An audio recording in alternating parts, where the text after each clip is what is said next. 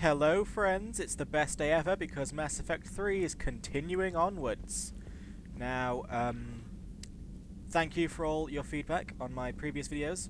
All one of you, but I do really appreciate your feedback. There is one little bit of footage from the Citadel jaunt that I forgot to put in my last video.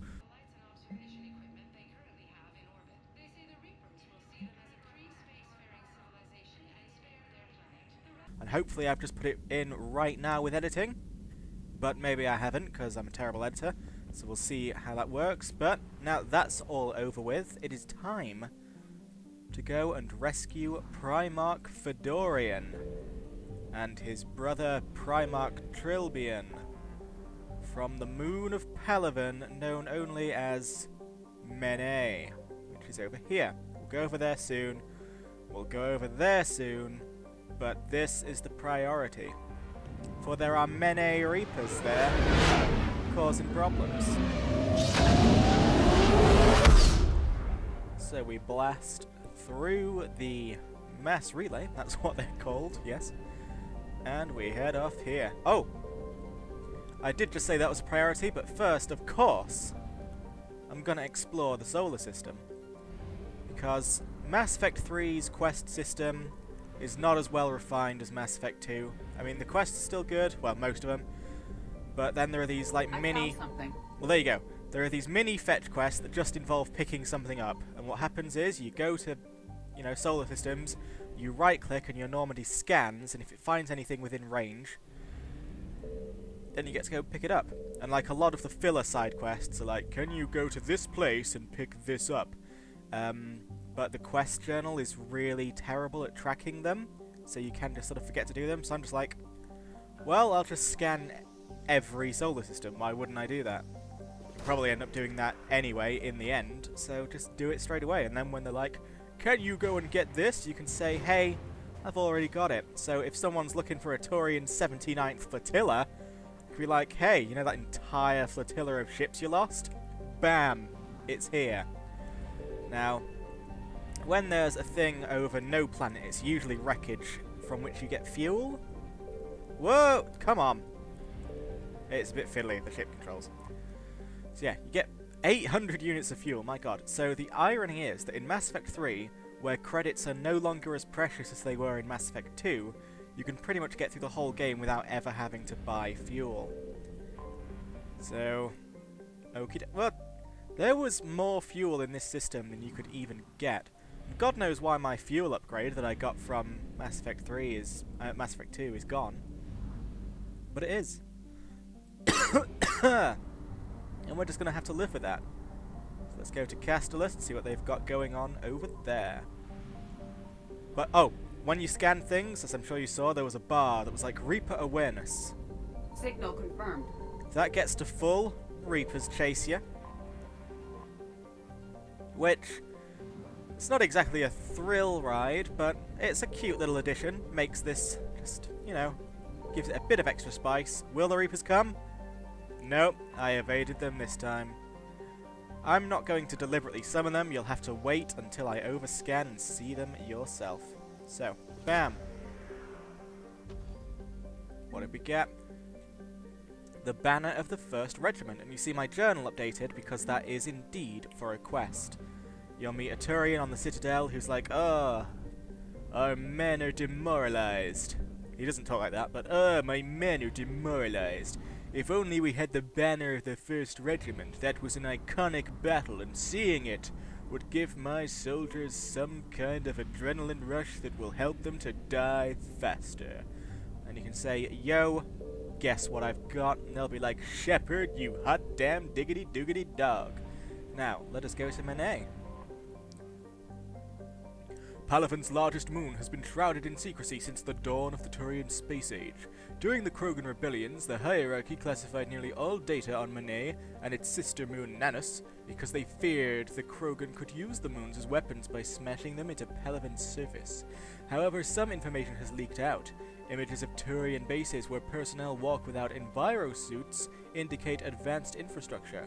Likely a network of subterranean tunnels with powerful Mass Effect field generators that retain heat and atmosphere over swaths of the surface. The Reaper's plans for bombarding the bases were met with fierce resistance by the Turian fleet and the Moon's anti-aerospace defenses. With their easy victory stalled, the Reapers deployed a variety of ground units to take the bases one at a time. The Turians have the advantage on the Moon, but the Reapers have the patience to slowly grind them down. With every base captured, the Reapers deny the Turian fleet another place to repair or refuel. Info, most of which is classified. Now let's go. Which 2 squad members should I pick? First of all, you are not going into a hot combat zone in just your little suit, Liara. We've got to get you some armor. James, you are pretty much in armor. That's a bit too much. That's just silly. Go for the second armor, because I don't like to be normal. I like everyone to look just a little bit different. Except Edie. Her alternate armors look terrible. Oh, I may not have spoiled something. Just don't listen to what I just said. Alright? Did you all not hear that? Good, good. Right. Getting rid of the eagle. Why did I even have that? Okay. Confirm that.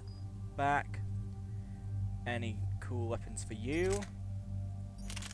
Nah. Well, the Crusader is certainly better than the Katana. You can have, come on, high caliber barrel. Not bad at all. What's this? An Avenger? No mods, apparently. Alright. Oops. Liara, I'll get to you in a bit. Fiddly buttons. Okay, Liara, you can have number 3 warp, and then we'll get your stasis on the go. Because stasis in Mass Effect 3 is actually kind of good. Before, stasis would sort of freeze an enemy and make them invulnerable, which just sort of annoyed me, because then you'd get to the end of a fight and just be this guy sort of standing there. Now they're no longer invulnerable, but the stasis breaks after they take a certain amount of damage. Not any damage, a certain amount, which means that stasis is invariably useful for getting some damage in. And James, I didn't give you any skills at all last mission, it would seem, so I'm going to scratch myself. Yeah. And then we're going to sort you out with something. So, Carnage is a good... That is sort of the beefy ability of choice that you'll be using. Fortification. That slows down your cooldown times, which is sad, but it reduces the damage you take and makes you hit harder. So, he is literally a tank. Tanks aren't something that Mass Effect has really had before. I mean, I guess the overpowered fortification thing in ME1 counted, but still, tank. Arms Master, because just generic stats is always a good thing to get on your guy, because it just makes your guy plain better. Now, I'll get you some incendiary ammo, because it's useful. Well, it does more damage. I'm no big fan of frag grenades. Sorry, there. I'm no big fan of them, but I'll give him a couple of upgrades in them, just so they're there to use if he wants them. And then we shall beef up Carnage. Very nice. As for me, what can I do? Nope. Nothing yet. Alright, off we go to Menae.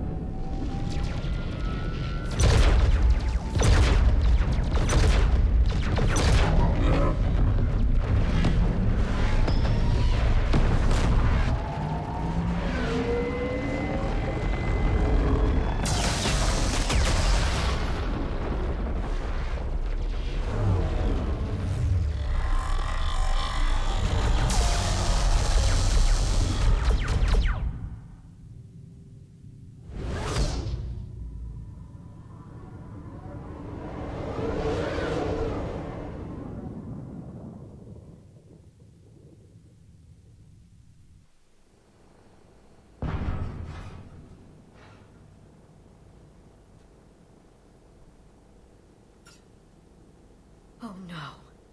No. Palavan. We have an old friend there. Holy hell. They're getting decimated. Far more than that. Strongest military in the galaxy, and the Reapers are obliterating it. Was it like this on Earth? Yes. Shepard. I'm so sorry. Yeah. Commander, the LZ's getting swarmed. James, open that hatch.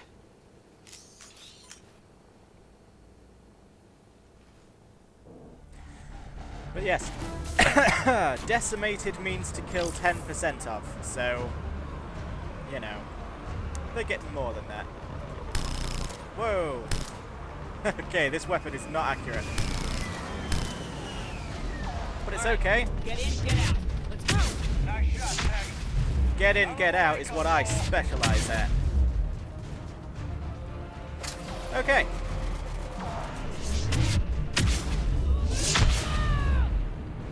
So, this is Menae. As you can see, it's seen better times. That planet is definitely more than decimated. Hello.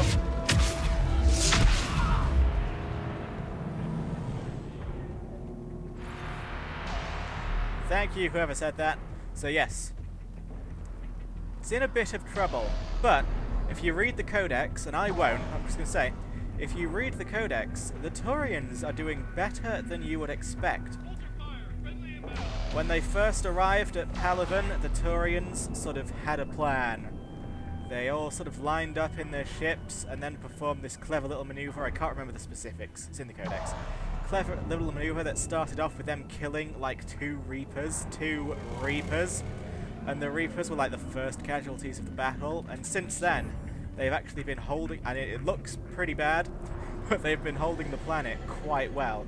And even the civilians, because all Turians are sort of trained in, they all have to enlist in the military at a certain age.